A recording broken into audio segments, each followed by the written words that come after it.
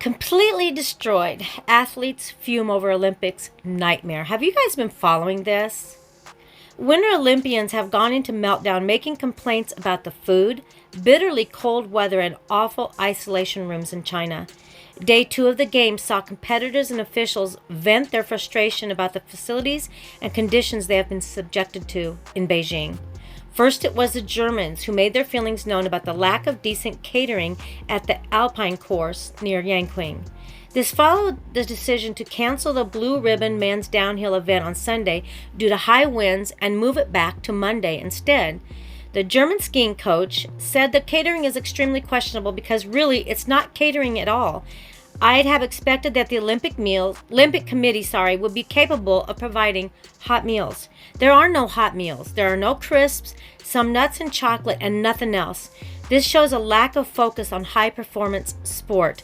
Some others came prepared, and Team USA had the foresight to bring along camping food like bags of pasta that need hot water to make a meal. Meanwhile, Sweden called on skiing chiefs to start cross-country races earlier in the day to protect its stars from the freezing temperature and biting brisk winds.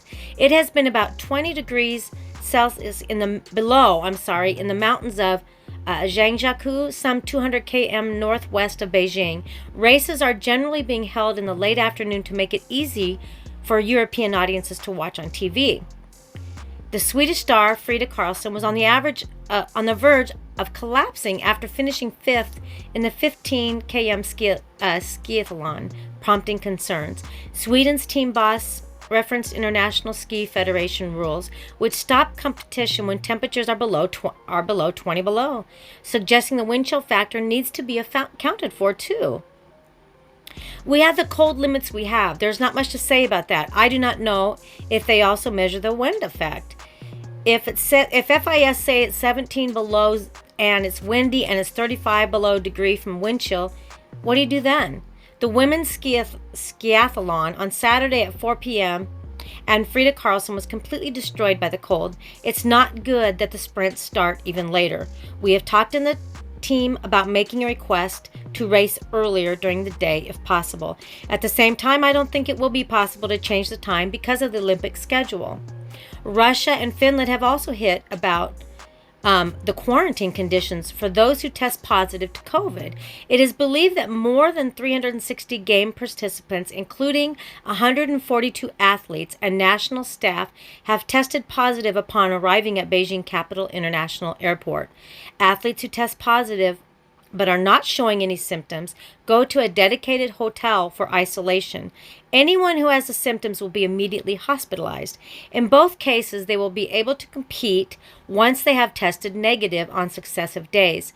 Russian biathlon competitor posted on Instagram from one of the city's so-called quarantine hotels that her stomach hurts from a lack of quality food being delivered. She said, "I'm very pale. I have huge black circles around my eyes. I want all this to end. I cry every day because I'm tired." She also protested a grim photo of food, yes, she was given, and claimed it was breakfast, lunch, and dinner for 5 days already.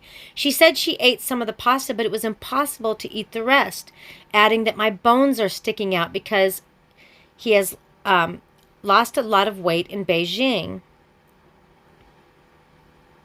Wow. There were similar sentiments echoed by Polish people, the speed skater, who was originally freed from isolation after a negative test to complete in the women's 500 meters event, only to be brought back into isolation before the race started because of a positive test hours after her negative test result came back. "Since a week I've been living in fear and these changes in mood," she said about the confusion. "I cry until I have no more tears and make not only the people around me worry, but myself too. People got me out of my room at 3 a.m. This night was a horror. I slept in my clothes in my bed because I was afraid that at any moment someone would take me back to isolation. Then a message that unfortunately they were mistaken and I am a threat and should not have been released from isolation. I have to get back to the Olympic Village as soon as possible. I can't understand this anymore. I no longer believe in the test and the Olympics. To me, this is a big joke. I hope whoever is managing this has a lot of fun. My heart and my mind can't take this anymore. Something in me died on Saturday. Meanwhile, the coach of the Finnish men's ice hockey team accused China of not respecting a player's human rights by keeping him in isolation unnecessarily. The Finnish Olympic team says Mark Antila, formerly of NHL team, the Chicago Blackhawks, had tested positive 18 days ago but produced several negative results prior to departure. Head coach said that Marco has been with our team for about a week before he came here, and he tested negative. He was with the players and with the coaching staff that week, and nobody got any infection from him or anybody else. We know that he's fully healthy and ready to go, and that's why we think that China, for some reason, they won't respect his human rights, and that's not a great situation. From a medical perspective, this is from a Finnish doctor, we know that a person like this is no longer infectious and no danger to the other team. These isolation decisions are not based on medicine or science. It's more cultural and political decisions. The International Olympic Committee responded to the flurry of complaints. We are aware of the complaints raised by some athletes with regard to food temperature, variety, and portion size. The issues are currently being addressed together with Beijing 2022 and the respective management of the facilities concerned.